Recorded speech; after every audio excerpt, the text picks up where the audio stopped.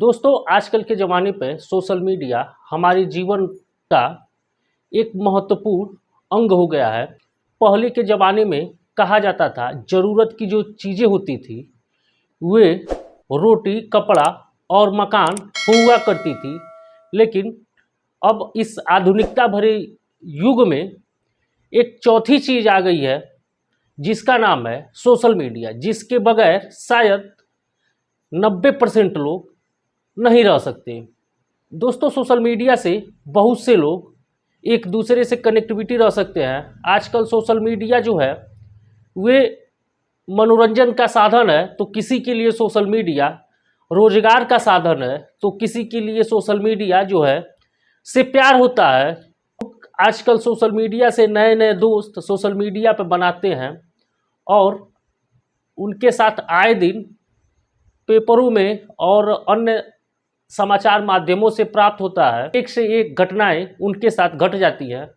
आज की जो सच्ची घटना मैं आपको सुनाने जा रहा हूँ, ये उन दो माँ बेटे की सच्ची कहानी है जो अपने सोशल मीडिया पे अपना फ़ोटो बदल करके एक दूसरे से ही चैटिंग कर बैठे।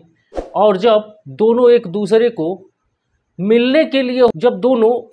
से मिलने के लिए होटल में प्लान बनाया, और जैसे ही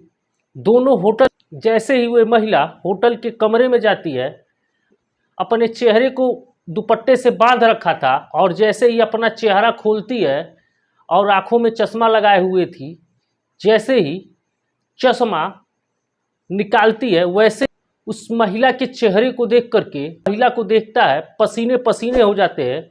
उस युवक के पैरों तले जमीन खिसक जाती है और उसे समझ में नहीं आता है कि अब वे करे तो क्या करे। और यही स्थिति जब वे महिला उस लड़के को देखती है तो वे महिला भी देख करके शर्म के मारे कुछ कह नहीं पाती है।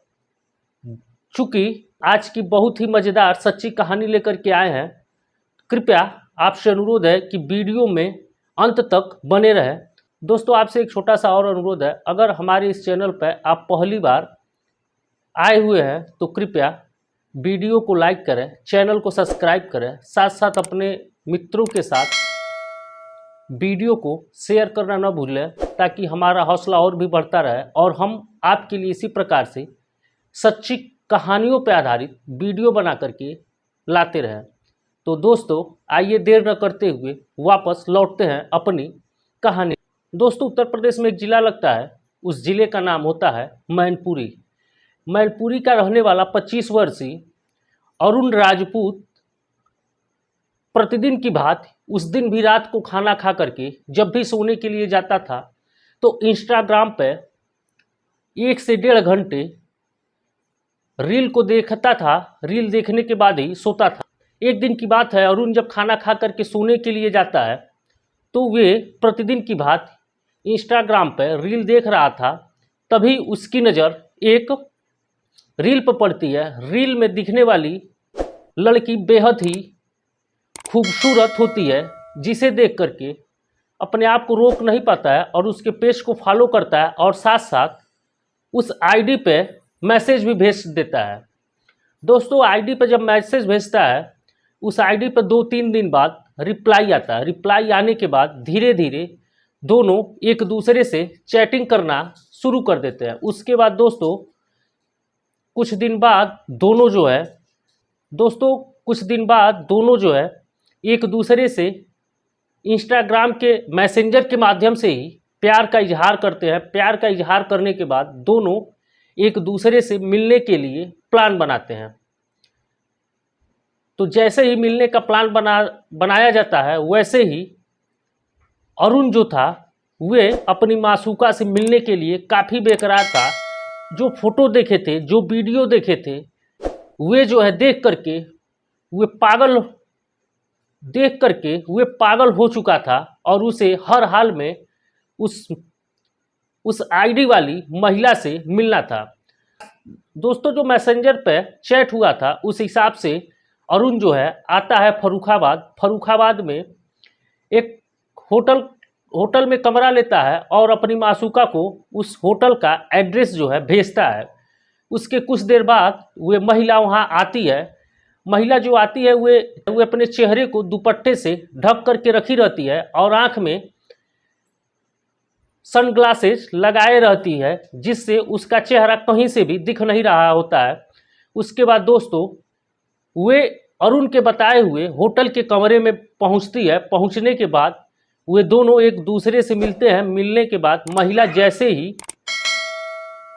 ने जैसे ही अपना ढका हुआ चेहरा खोला, उसके बाद आंखों से चश्मे को उतारा, वैसे अरुण को पसीना आने लगा। अरुण देखते ही उस महिला से पूछा कि आपकी उम्र क्या है। तो वह महिला कही कि हमारी उम्र 54 से 55 साल के बीच में है।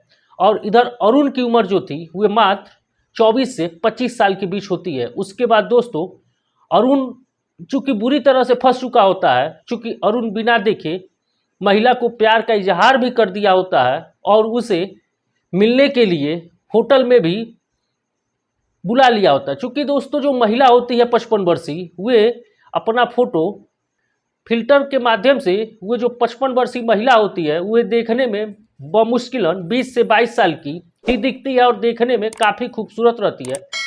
उसके बाद दोस्तों अरुण जो होता है वह प्यार का इजहार करने के बाद बुरी तरह से फंस चुका होता है। अब वह कुछ न तो कर सकता था न उसके हाथ में था। वह दोनों महिला के साथ बैठता है, किसी तरह से चाय पानी पीता है और दोनों रात भर एक दूसरे के साथ बिताते हैं।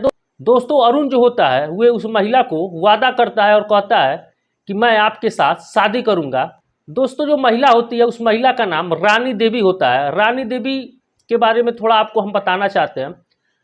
रानी देवी जो होती है वह दोस्तों फर्रुखाबाद की रहने वाली होती है। उसके पति का देहांत 4-5 वर्ष पूर्व हो चुका होता है। रानी अकेले ही रहती है।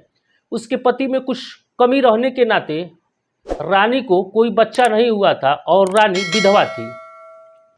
उसके बाद दोस्तों रानी भी अपना समय काटने के लिए वे इंस्टाग्राम पे रील बना करके डाला करती थी और फिल्टर से अपने चेहरे को काफ़ी खूबसूरत करके डाला करती थी। उसके बाद दोस्तों दोनों रात को शारीरिक संबंध बनाए। शारीरिक संबंध बनाने के बाद अरुण ने रानी से शादी करने का वादा कर दिया और अरुण जो होता है रानी से शादी करने का वादा कर दिया होता है। रानी भी बहुत हसीन सपने अरुण को लेकर के देख रही होती है।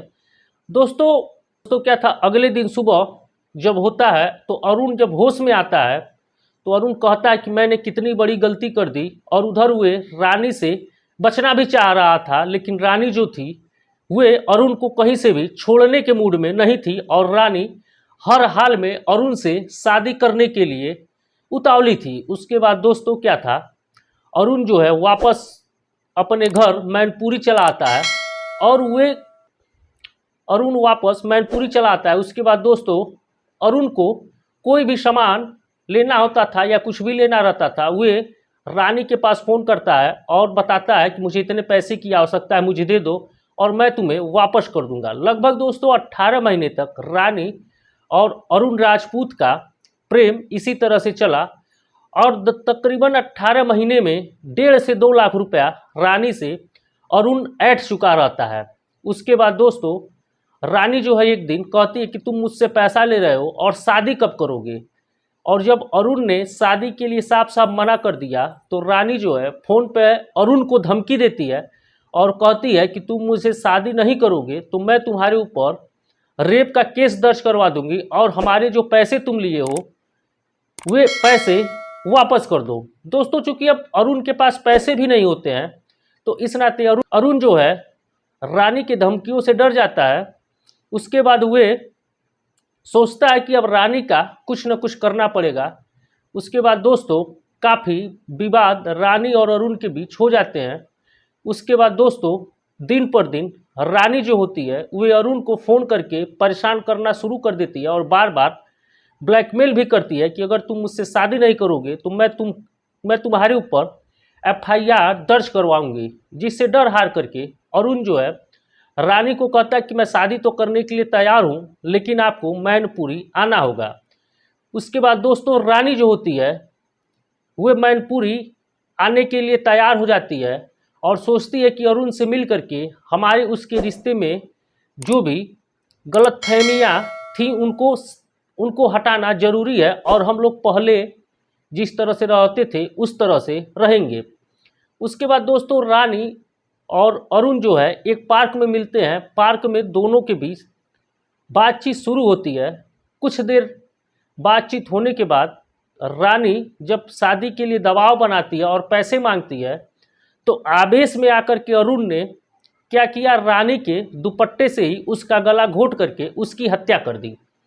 दोस्तों हत्या करने के बाद अरुण ने उसके लाश को पार्क के ही झाड़ियों में ले जा करके छिपा दिया। छिपाने के बाद उसका जो मोबाइल था उसके मोबाइल के सिम को निकाल करके तोड़ दिया और अरुण सोचा कि अब मेरा कुछ भी नहीं हो सकता है, अब मैं बच गया हूँ।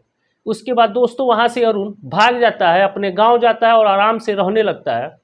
इधर दोस्तों एक दो दिन बाद मैनपुरी पुलिस को सूचना मिलती है कि एक 50 से 55 वर्षीय महिला की लावारिस लाश मिलती है। उसके बाद दोस्तों पुलिस जाती है, पंचनामा बना करके महिला का पोस्टमार्टम कराने के बाद उसका अंतिम संस्कार करके उसके फोटो को अगल बगल के थानों में भेज दिया जाता है। उसके बाद दोस्तों क्या होता है, इधर काफ़ी दिनों से रानी का मोबाइल स्विच ऑफ आने की वजह से जो रानी के रिश्तेदार होते हैं वे रानी की गुमशुदगी का रिपोर्ट दर्ज करवाते हैं। उसके बाद दोस्तों मैनपुरी पुलिस के द्वारा जो फोटो भेजा गया था उसमें पहचान रानी की हो जाती है और उसे पहचान लिया जाता है कि ये रानी देवी हैं जो फर्रुखाबाद के रहने वाली हैं। उसके बाद दोस्तों पुलिस ने रानी देवी के जब कॉल डिटेल को खंगाला तो उसमें पता चला कि रानी की अंतिम लोकेशन मैनपुरी की थी और साथ साथ रानी एक नंबर पर काफ़ी दिनों से रानी की बातचीत चलती थी।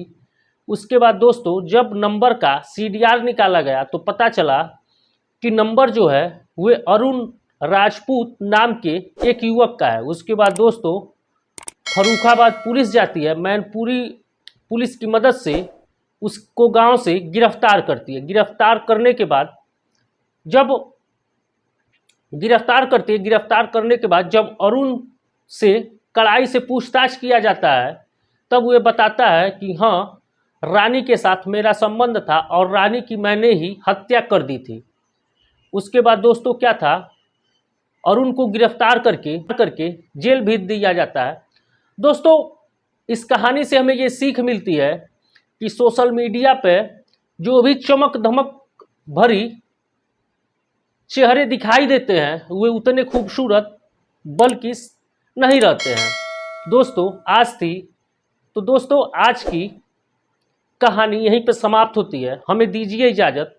दोस्तों अगर वीडियो आपको यहाँ तक देखे हैं तो ज़रूर ही आपको पसंद आई होगी। अगर वीडियो आपको पसंद आई हो तो कृपया चैनल को सब्सक्राइब करें, वीडियो को लाइक करें और साथ साथ अपने दोस्तों मित्रों के साथ वीडियो शेयर करना न भूलें। दोस्तों हमें दीजिए इजाज़त, मिलते हैं अगले किसी वीडियो तो मिलेंगे आपसे अगले वीडियो में इसी प्रकार से किसी सच्ची घटना के साथ। तब तक के लिए हमें दीजिए इजाज़त। नमस्कार।